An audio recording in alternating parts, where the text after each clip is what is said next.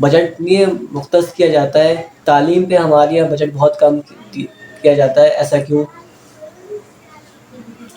یار یہ دیکھیں، یہ بجٹ وجٹ کی جو باتیں ہیں نا، یہ وہی لیڈران پر آ جاتی ہیں. یہ بجٹ کون بناتا ہے؟ فائنانس منسٹر بناتے ہیں، آپ کے وزیر خزانہ ہوتے ہیں اس کے اندر. ہیڈ اوپر سے وہ وزیر اعظم کر رہے ہوتے ہیں، ساتھ میں مشیر اور وزیر ہوتے ہیں. تو یہ کون لوگ ہوتے ہیں؟ یہ وہی تو لوگ ہوتے ہیں جو جن کو آپ نے چوز کیا وہ ہوتا ہے.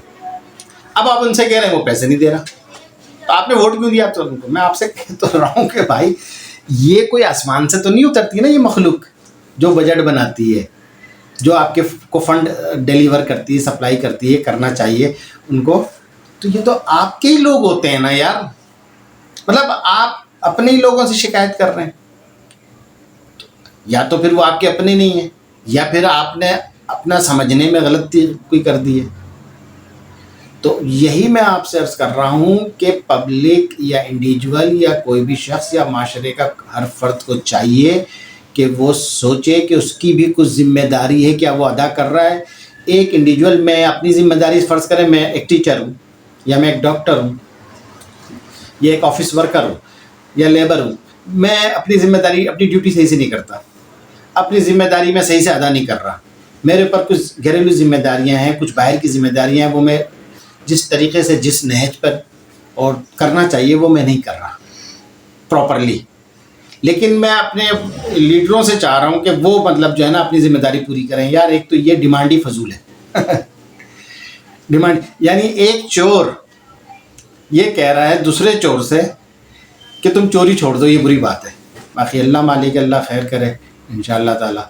باقی دیکھیں عوام کے لیے تو میری ایک مطلب میں کہ یار یہ مہنگائی کا نا رونا چھوڑ دیں.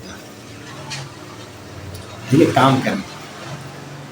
جتنی دیر لوگ بیٹھ کر مہنگائی کے اوپر تبصرہ کرتے ہیں نا، اتنی دیر اگر وہ کام کر لیا کریں، کچھ ارننگ کے پروگرام بنا لیا کریں، کچھ اسٹریٹجی ڈرا کر لیا کریں، کچھ زندگی کی پلاننگ کو درست کر لیا کریں، بہتری کے سفر اور خوشحالی کے لیے کچھ دیر سوچ لیں، پلان کر لیں، اس کو امپلیمنٹ کرنے کی کوشش کریں. میرا خیال ہے یہ زیادہ بہتر ہے، کیونکہ مہنگائی عوام نے تو اسے بہتر کنٹرول کرنی نہیں ہے. ٹھیک ہے، تو عوام کو تو ٹینشن لینا ہی نہیں ہے نا. اگر یہ عذاب ہے تو بھائی وہ روحانی بیماریاں ہیں، اس کو ختم کرو اگر مانتے ہو تو. اگر عذاب نہیں مانتے، نااہلی مانتے ہو، تو کس کی نااہلی؟ حکمرانوں کی. وہ تو ہے اپنی جگہ، لیکن یہ ہماری بھی نااہلی ہے، عوام کی بھی نااہلی ہے.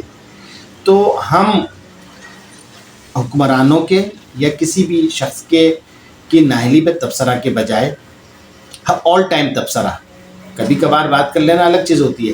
صبح بھی یہی گفتگو، دن میں بھی یہی بات، رات میں بھی یہی بات، اور روزانہ یہی باتیں کرتے رہنا ہے.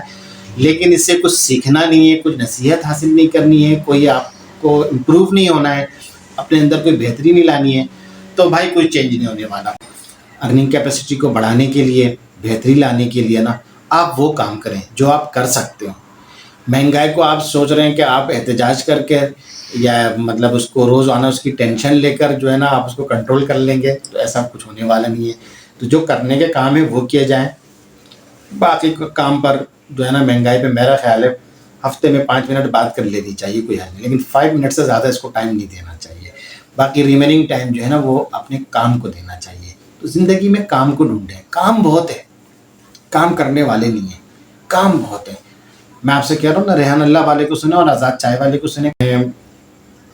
قاسم علی شاہ صاحب دیکھ لیں، ماشاء اللہ نوجوان کی زندگیاں تبدیل کر رہے ہیں، نوجوانوں کی ہیں، بالکل نسل چینج کر رہے ہیں.